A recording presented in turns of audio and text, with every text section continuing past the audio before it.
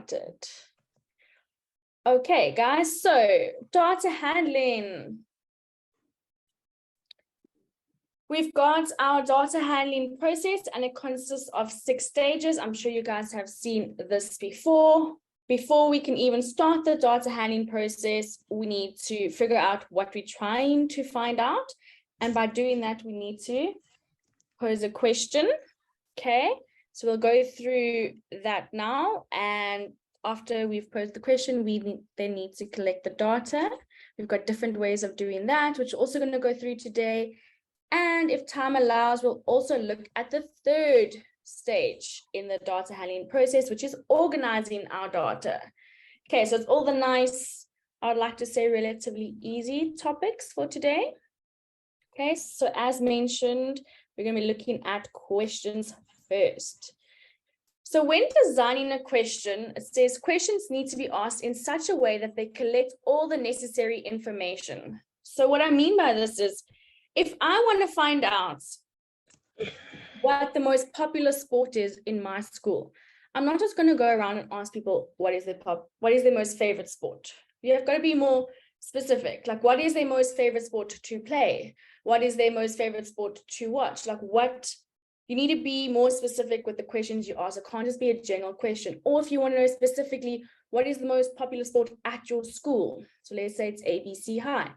You want to ask, what is the most popular sport that you play at ABC High? Because, for example, different schools have different sports. So if you're asking lots of people, you're going to get lots of different answers, but you might only want to know about your school. So you have to be very specific with how you ask your questions. Try to put a lot of information in it. Okay, questions should be free from bias. I'm sure you guys have seen that before, and not ambiguous. So like I just said, you can't just keep it general question. You need to put as much information in as possible. If you want to know what is the most popular sport in your school, in the grade 11 grade, you need to mention, you know, the grade 11 grade, your school specifically. Is it a sport that they watch? Is it a sport that they play? Okay, free from bias. So obviously you can't ask a question saying like, okay, well, my favorite sport is soccer. What's your favorite sport? That brings a little bit of bias into it because you're making someone think about soccer before you even ask them what their favorite sport is. Ayanda, I see you have your hand raised. Do you have a question? I think they don't have sound. I think that's why. Oh, okay.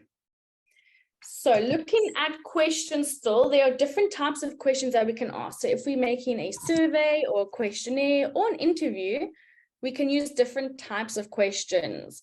So the first one that we're looking at is a yes, no response type question. So you could say, do you watch Netflix, for example? Yes or no? That's a yes or no question. Multiple choice questions is when you give people answers. I mean, options. So it'll be like, you've got an option of A, B, C, just like our quizzes, for example. Those are multiple choice questions. Rating questions could be, rate how you found your day from 1 to 10. 10 being absolutely loved it, had a great day, 0 being hated it, wasn't a good day. Or it could be never, sometimes, always, that kind of rating question. So you, how often do you go to the park, for example? Never, sometimes, often. That's also a rating question. Open-ended questions is when you could pretty much get any answer from someone. It's their opinion. So what is your favorite TV show? What is your favorite thing to do in your free time? You can get a whole range of answers and opinions. Whereas closed-ended questions is you'll get more of a specific answer. Like, what do you prefer to watch between 2 shows or 3 shows? Okay, just want to see. Okay, Kia, did you see Ayanda's? Yes. Okay, cool.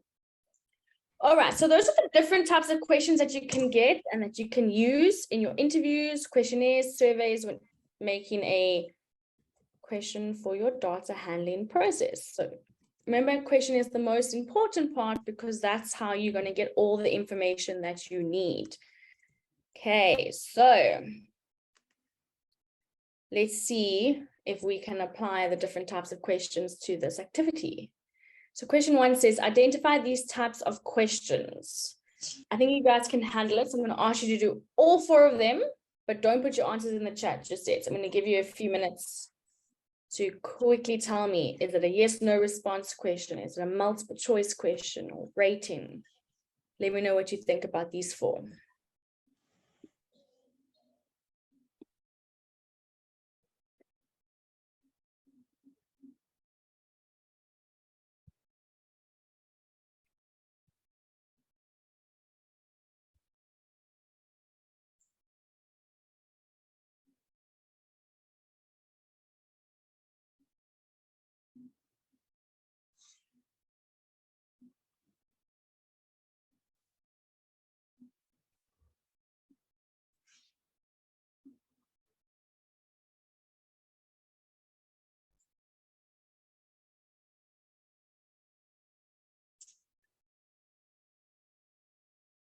Okay, guys, let's see your answers in the chat. Let's see what you guys said for 1.1. Which color do you like the most? Is it blue, green, red, or yellow? What kind of question are we looking at?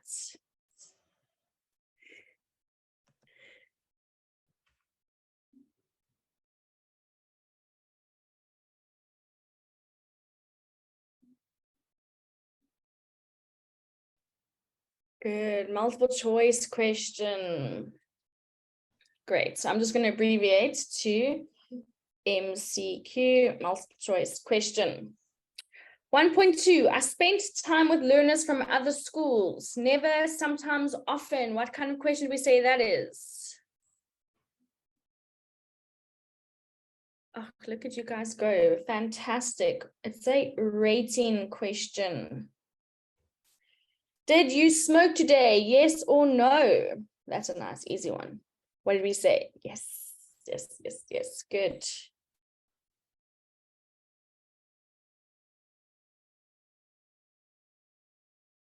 Okay, yes or no response questions. Good. What type of music do you enjoy? What kind of question is that? Good. Open-ended.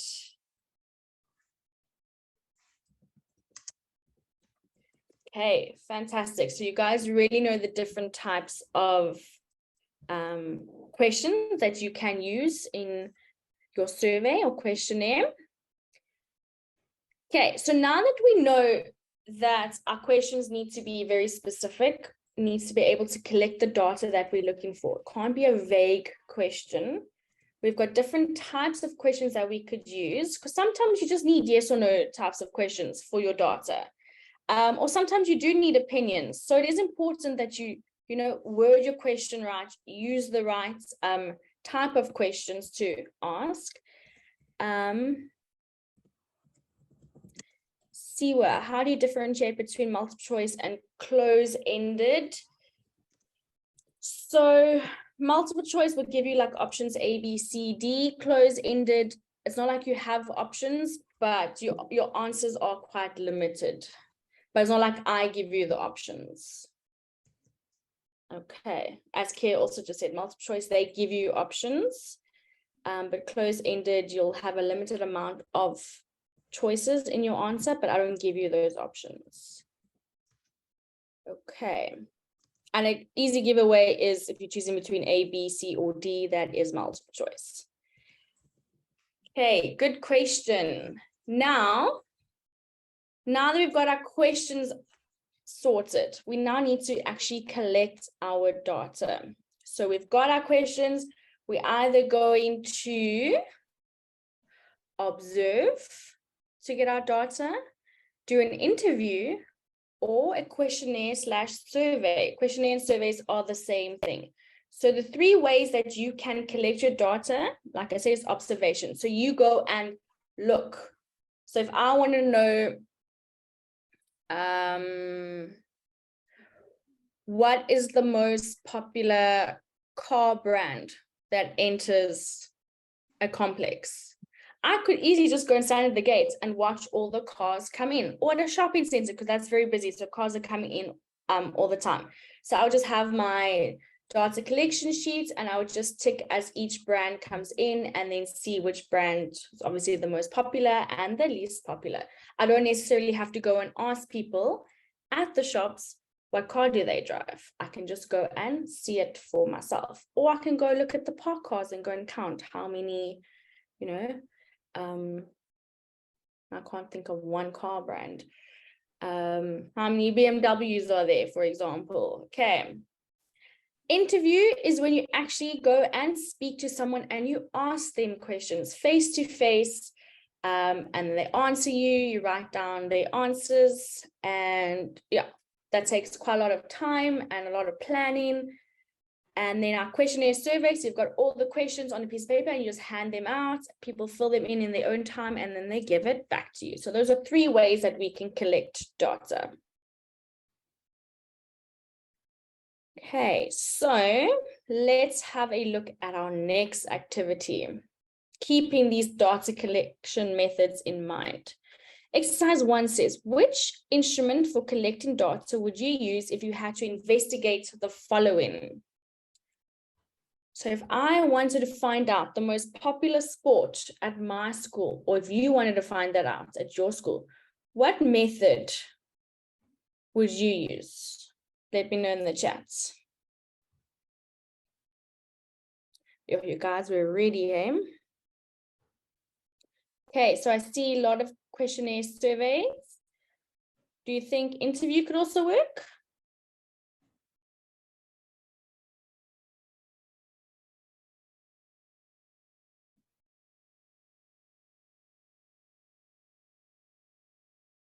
Okay, so still seen very strong with the questionnaire survey. Perfect. Okay.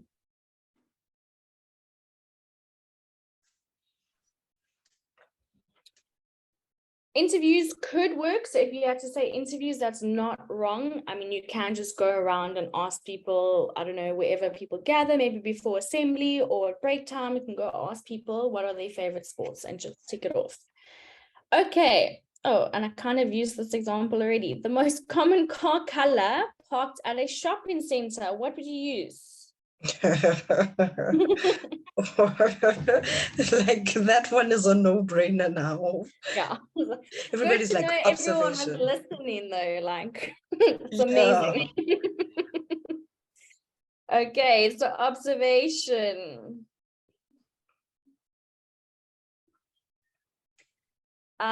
Okay, the average age of individuals in your local community. What would we use to collect that data? Oh, everyone's on the same page here. Look at these answers. Great. Okay, so questionnaire, survey, and interview. Okay, all of the above is the right answer. So questionnaire.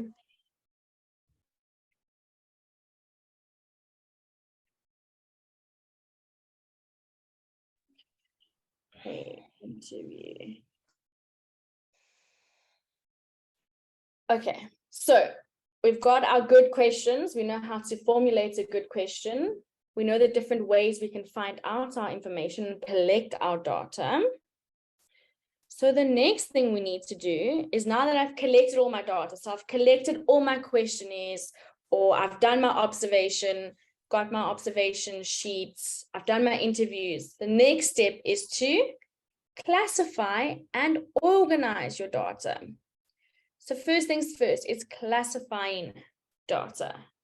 Data can be split up into 2 groups. We've got categorical and we've got numerical data. Now, does anyone know what categorical data is? Anyone want to let me know in the chat or raise a hand and tell us? What is categorical data?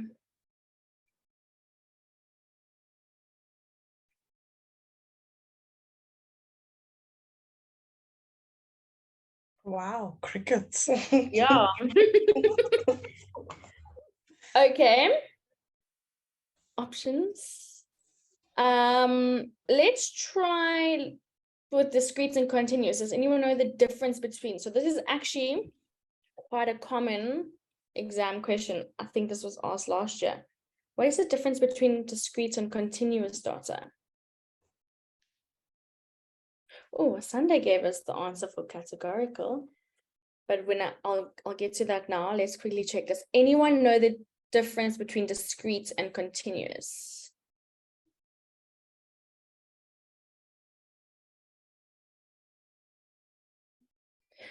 Okay, so good thing we're all here today, isn't it?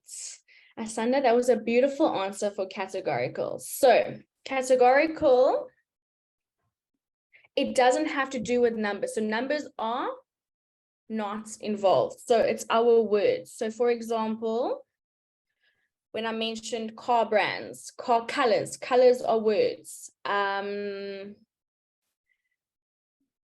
When I look at objects, for example, the number of desks in your classroom, that's categorical data. No, not the number of desks, sorry, that's discrete actually. Names, types of animals, favorite sports, rugby, soccer, netball, hockey, all of that is categorical data. Now, when it comes to discrete and continuous, we're actually looking at numbers, and I see Luto and Asanda and some Piwe gave beautiful answers. Okay, so discrete is our counting numbers. So, which means there are no decimals. It is our fixed numbers, whole numbers. Okay. And continuous has to do with measurement. So distances, for example, the size of something, capacity, anything to do with heights, the heights of people in your class. If you wanted to figure out, what's everyone's height in your class and you went and measured, that would be seen as continuous data. Okay, so these numbers have decimals or can have decimals. Whereas discrete data can't have decimals. So like I actually said earlier, like the number of desks in your classroom, you can't have 1,7 desks. You can't have 3,9 people. People is discrete data. Okay, it has to be a whole number. Whereas the distance from your house to school could be 2,7 kilometers. Okay, it doesn't have to be 3 or 2 kilometers. There is an in-between area. Okay, so do we all understand the difference between these three? So categorical is our words, so names of things like actual objects. As well, discrete is our counting numbers. Whole numbers can only take the form of a whole number. So like people is a very good example. Can't have 3,2 people, and continuous data has to do with measurement. Can I tell you what's my favorite example about discrete data? Tell me. It's actually so stupid. I always tell my kids, if a woman is pregnant, you can't count them as 1.5 because there's somebody in their belly. You still count them as one person. So that's how you remember discrete data. Yes, always. Okay. Yeah, no, people's a very good example. And yeah, you can't say like, yeah, as you said, a little baby is half a person or a little toddler is 3/4 of a person. Okay. But anyway, moving on. It is important that you know the different types of data. I have seen continuous and discrete being asked in finals before. So please remember that. Okay. So I'm going to put an exercise on. And let's start with the first three. What type of data involves the following? I'm going to quickly give you guys a minute to tell me what kind of data is fixed numbers, words, and measurement. Just a quick recap of what we just did.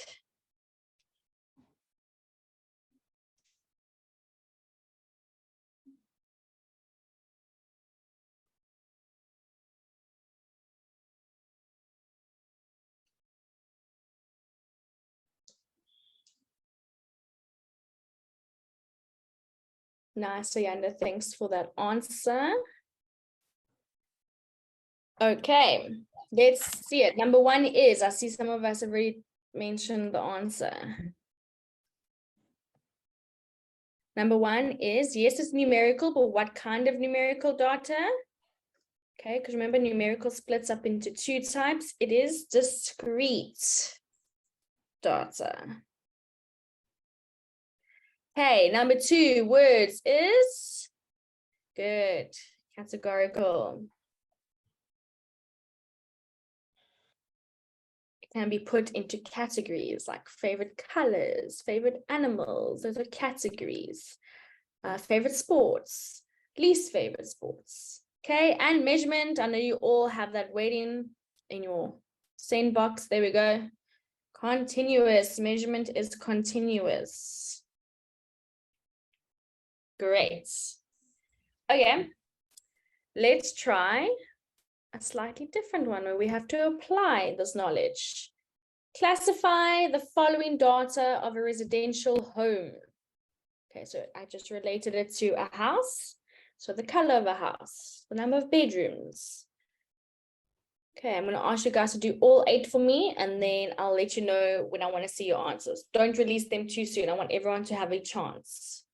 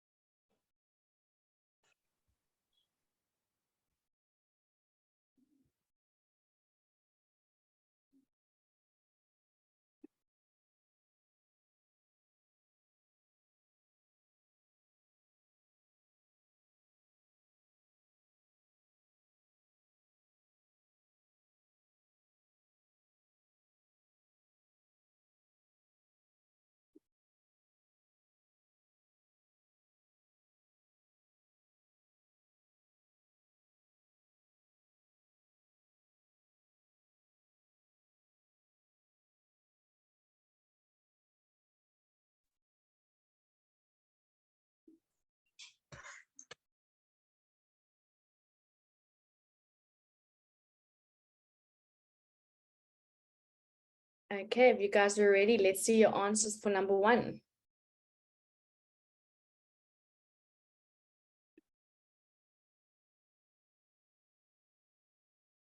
Okay, so number 1, very common example I also made is categorical. Okay, it's names, it's words. Green, orange, yellow, blue, red, those are words, not numbers. So it's not numerical, it's categorical. Number of bedrooms, what do we say that was? Good, discrete. I can't have 2,7 bedrooms. Nice, nice. Quite a lot of people giving us answers here. Great, guys. Size of garden. What do we say? That is a measurement, because you would need to measure that size of the garden. So it is indeed continuous. You're all getting this right. Well done. Okay.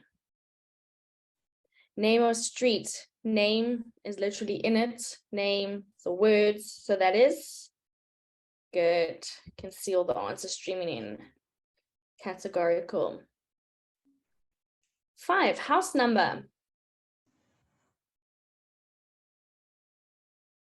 Good, discrete. I don't live on 10.2 Maple Drive. I thought, Kia, you would have at least laughed at that joke. But anyway. Sorry. Okay, name of suburb. I see you guys are already telling me. Okay, categorical.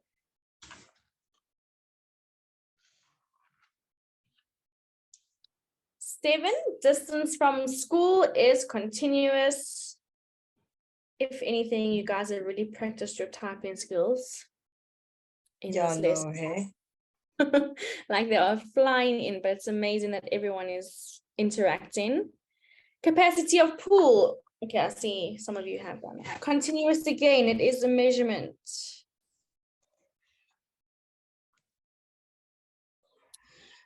Okay. Now, I would really love if someone could actually speak and tell me these answers for the next one? Anyone willing to say over the mic, what kind of data would dog breeds be? Categorical, discrete, continuous. Anyone want to tell us? Ayanda raised her hand. Yes.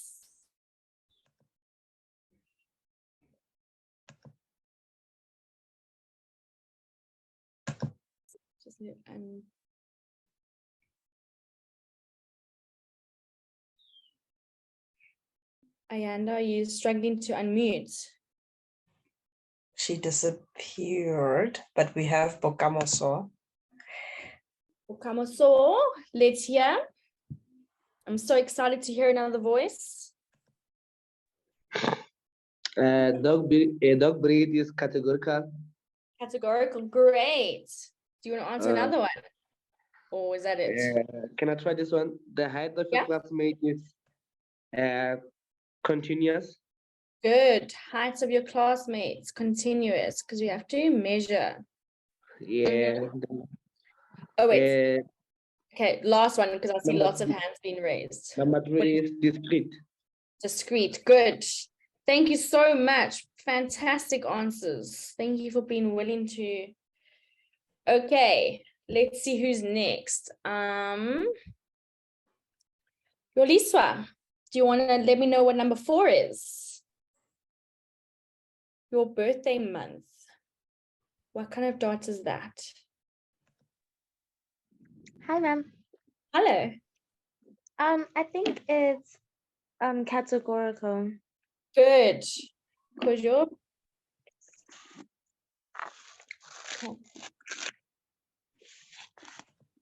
it is a word. It's category. Thank you so much, Elisa. I am so excited. Ayabonga, please. I want to hear your voice. I haven't in all these weeks.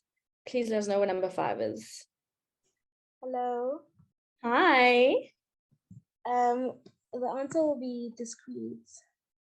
For rainfall. Oh no, for rainfall will be continuous. Sorry. It's great. What did you want to say discrete for? For the number of desks in class. Okay, perfect. Thank you. You're Thanks so much. So nice to hear from you finally. Hey. Thank you. You're doing so well. Keep it up. Okay, guys, I see lots of hands raised, but maybe we can get answers from you guys in the next few exercises. So I feel like you guys are very confident and comfortable with classifying the data. Thank you so much for all your answers, whether it was on the chat or you guys raised your hand. It was really nice hearing from you. So now we know how to classify our data. Now we need to learn how to organize the data. So data can be organized into tally and frequency tables. I think that you guys have done these before in grade 10 and 11.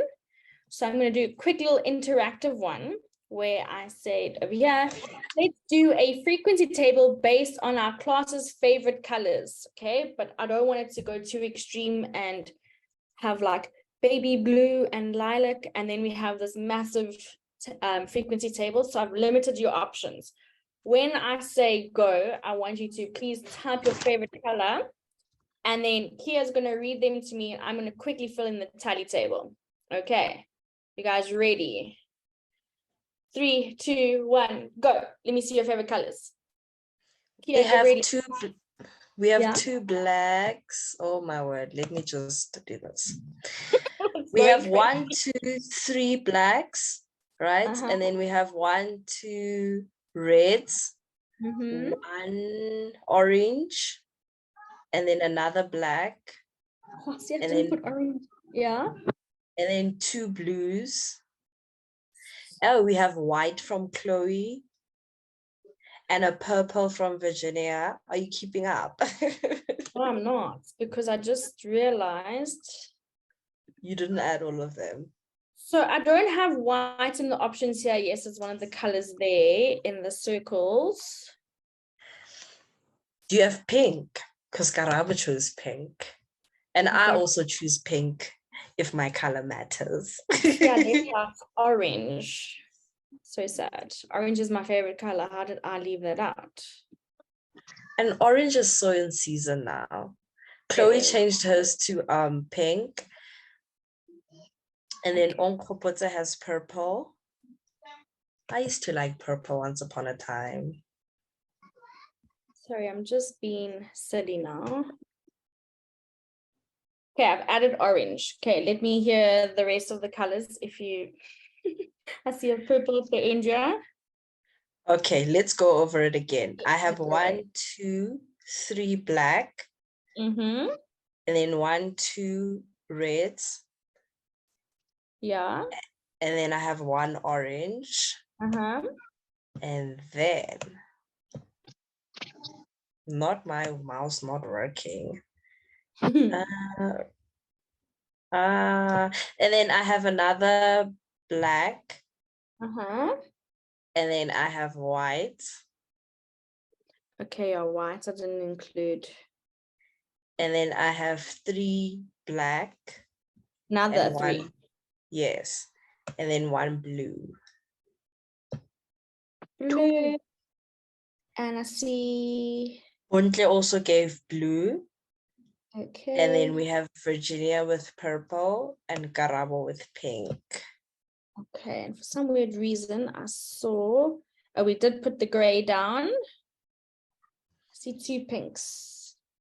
Okay, guys, we tried our best. It was actually a lot harder than I thought it was going to be to catch all those colors. But I see 2 people raised hands, or did they go down now? They went down. Okay. So guys, if I didn't see your color, I do apologize. That was quite hectic. But as you can see, that's how you would literally fill in your tally table. As you see the color being chosen, I'm just going to do it in red now. You'd say, oh, okay, someone said green, cool. Someone said black, purple, gray, red. And like you see over here with black, it goes 1, 2, 3, 4, and 5 is like a strike through. That means 5. 6, 7. Okay, for example. So did you include in my pink? I don't think so. Please do. Pink. And then my orange. There we go. Thank you.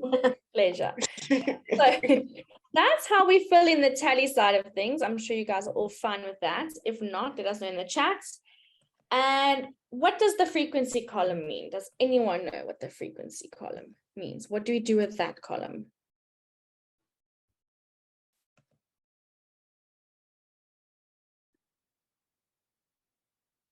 Onkopotsa says it's numbers. Numbers. Okay, what numbers? You're on the right track. The number of tallies. Good. Good. Nice, Asanda. So we go and count. Okay, 4 people liked blue. Oh, no one liked green. And look at the color that I'm writing in even. Try to be biased there and, force you guys to choose green and no one choose green. Ayanda also said my favorite color is pink, but no one included my color. Sorry, you know why, Ayanda? Because your messages are coming directly to me. Okay, so I'll add you in. Thanks for letting me know. Black is 7, pink is now 4, red is 2, gray is 1, purple 1, orange 2. Okay, and then we should actually have a total at the bottom. Okay, so it looks like a weird backwards 3. It's like, or backwards E, because I don't know. Okay, that means total frequency, the symbol over here, total F. Okay, we go and add everything. So 4 plus 7 is 11, plus 4 is 15, 16, 17, 18, 19. So in total, we captured 21 colors. Hey, everyone happy with that? That was a lot of fun. It's really interesting to see everyone's favorite colors. All right, so now this is an example of organizing discrete data. With continuous data, we need to, or continuous data needs to be grouped into intervals of equal size before displaying it. Okay, so let's have a look at an example. So it was nice and easy with our colors, our discrete data, right? Because it's just 1, 1, 1, or like 4. But when we're looking at exercise 3, it says test scores out of 40. We can't just go and have a column for all the marks. Okay, how many people got 1 out of 40? How many got 2? How many got 3, 4? And go all the way to 40. That will be a massive frequency table. So when we're dealing with big numbers like that, we tend to group them. So let's have a look at this exercise. It says test scores out of 40 are given below. Organize the data for boys and girls. So M will stand for males, so boys, and F for females. And yeah, put them separately in a frequency table. Use the classes 6 to 10, 11 to 15. So those are the groups or the intervals that this question wants you to put it in. Okay. And now we've got all our data at the bottom. So we've collected our data. We obviously wanted to know what people got for their test. Their test was out of 40. And we also wanted to know their gender. So now we've got all the information. So the first one is F32. That means female, and they scored 32 out of 40. Next one is M23. That means male, and they scored 23 out of 40. So that's how we read the data. Okay. So I'm going to ask you guys to try set up this table for me. How many columns do you think we should have? Let's start with that. How many columns? So don't draw yet. Let's just think about it. The main thing we're looking at is scores, right? So we're going to have a column for our scores.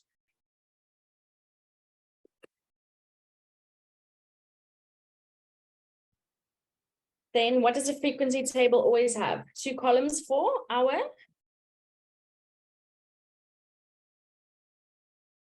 immediately 2.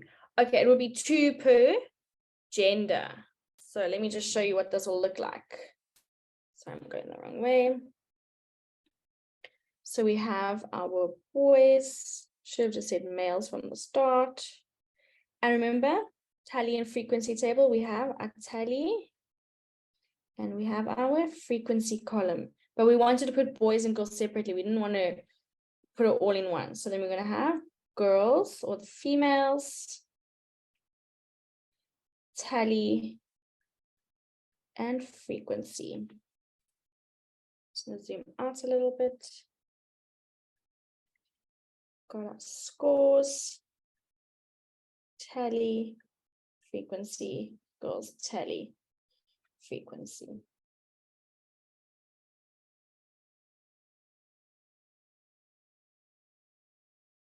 Okay, so it looks a lot more complex, but that's also because we've divided girls and boys. If it was just everyone under one, we would just have boys, girls, tally, frequency, or just tally, frequency. We wouldn't even have to specify if it was male or female.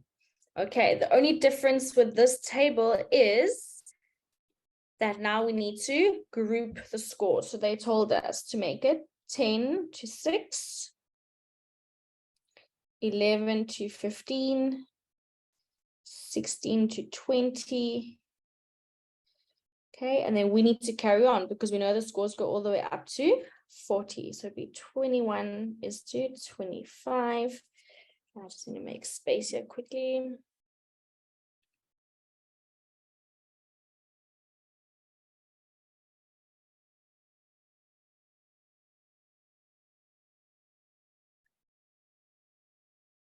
(26 to 30, 31 to 35, 36 to 40. And that is where we stop. Okay. Looking at the data, how many males scored between 6 and 10? Can you guys let me know? How many males scored between 6 and 10?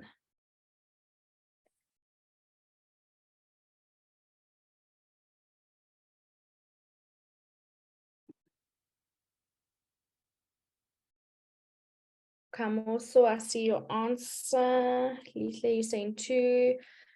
Luto 2. Simpiwe 2. Let's move this.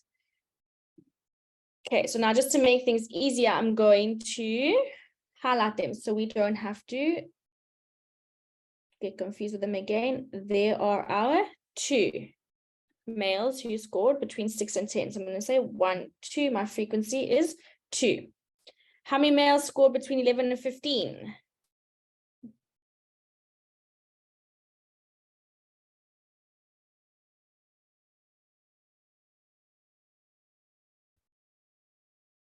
Okay, males and 11 and 15.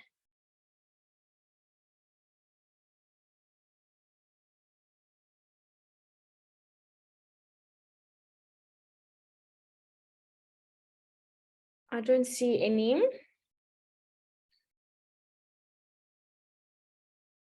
Okay, 0.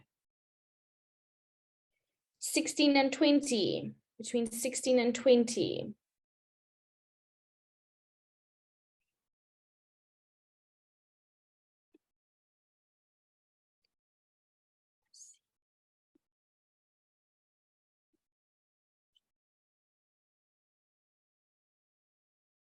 Two again, good.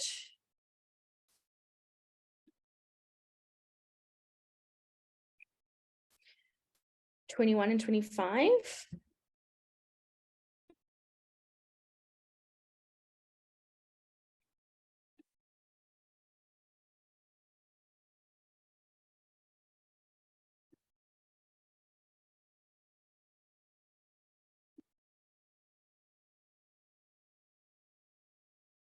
Three. Yeah, you can see there's answers coming in. 1, 2, 3. 26 and 30. Should have made these intervals a bit bigger. 26 and 30.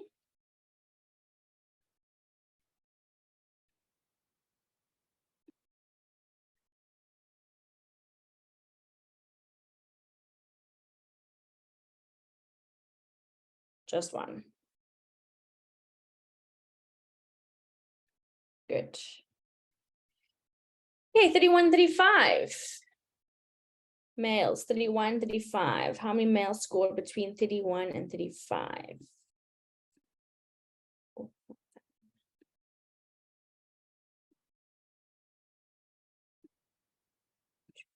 $31, $35.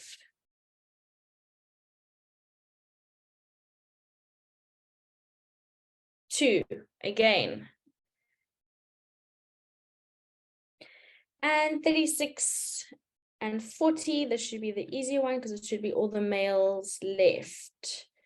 So 1, 2. 2 again. Nice. Love these answers.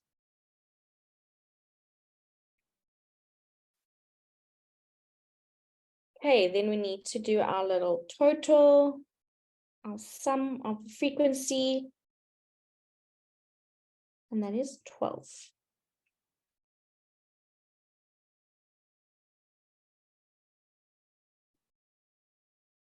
Thanks. All right. I'm going to quickly ask you guys to complete the goals for me, the females. Let's go. Tell me how many fit into one.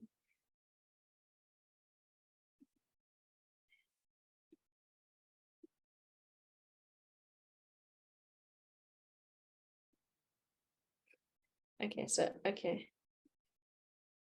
We're going to... How many females get between 6 and 10? Just 1. I see this answer's coming in already. So I'm just going to fill it in so long. Okay, how many females score between 11 and 15?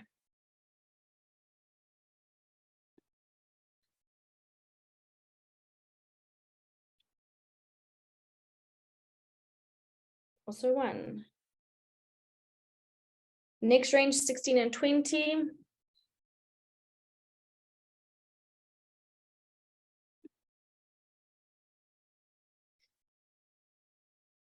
Okay, we have 1.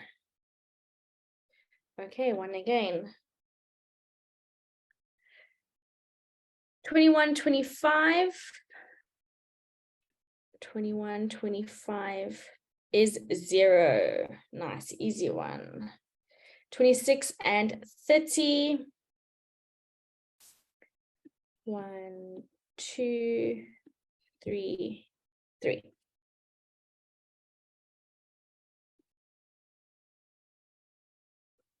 I'm so used to just saying 1 that I made a mistake now. I need to actually do a tally. 1, 2, 3. Okay, 31 and 35, we see.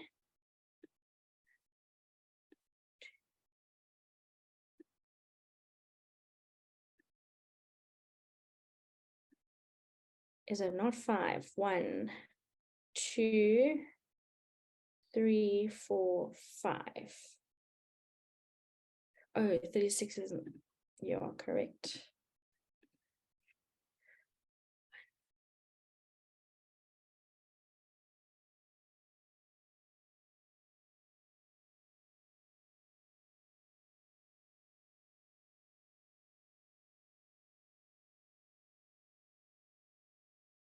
Four. Good. Thank you, guys. Just highlighting 1, 2, 3, 4. Some exciting times. And then lastly, we have 2 in the next range. Can see that straight away. And the last thing we need to do is our total. Sum of frequency.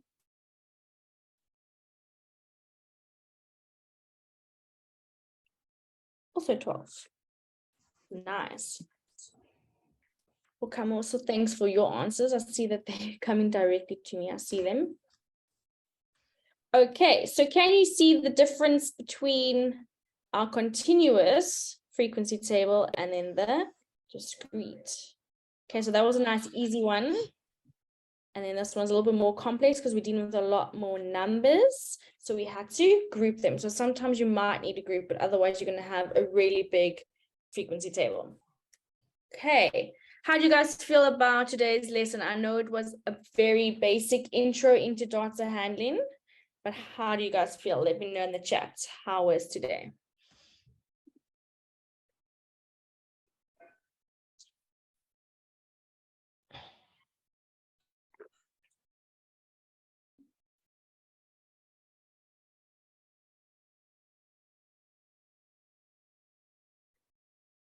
Nice and positive. Chloe, I enjoyed it because it was chilled. Yeah, we've got to enjoy it while it is like this. It's lovely. Good. Okay. So just quickly, now that I've moved on from it, who can tell me what is the first step in the data handling process?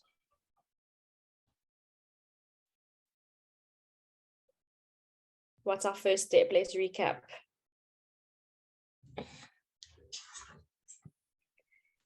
Anyone want to tell me? What's the first step in the data? Nice and Pee-wee. Nice, Chloe. I see them coming in. Okay, designing questions.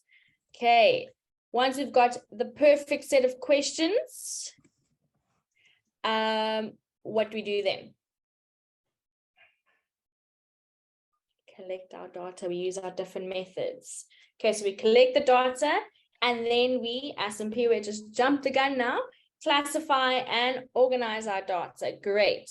So it's still the very basic intro type of data handling things. In the next few lessons, we'll be looking at summarizing data, which includes our mean, mode, median, and range. We'll be introducing something new here that you've never done before in grade 10 and 11. So that's exciting. A new topic to add into summarizing data. Then we're going to look at displaying our data. So looking at the different types of graphs. So it looks like you guys had a really nice time based on all these comments. So I really hope to see you all on Wednesday again.